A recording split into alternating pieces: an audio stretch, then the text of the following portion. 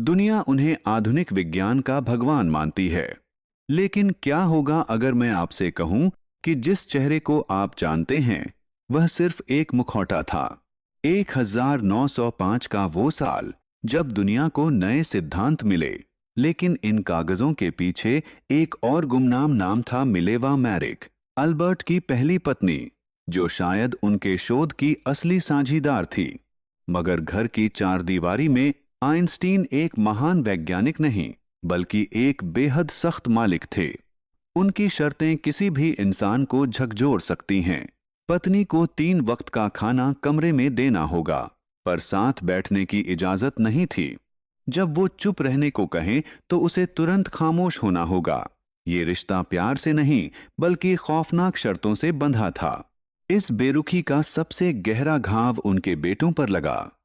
अपने बीमार बेटे एडवर्ड से आइंस्टीन ने मरते दम तक अपनी शक्ल नहीं दिखाई।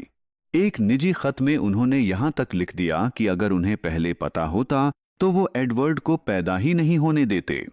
एक तरफ मानवता की बात करने वाला जीनियस और दूसरी तरफ एक ऐसा पिता जो अपने ही बेटे के वजूद से बेअसर था।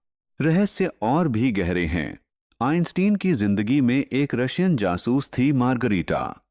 एफबीआई के डायरेक्टर को उन पर इतना शक था कि उन्होंने आइंस्टीन की 14,000 पन्नों की एक गुप्त फाइल तैयार कर रखी थी। शायद वो महान वैज्ञानिक जेल की सलाखों के पीछे होता। अगर ये सच वक्त रहते सामने आ जाता। मौत के बाद भी उन्हें शांति नहीं मिली।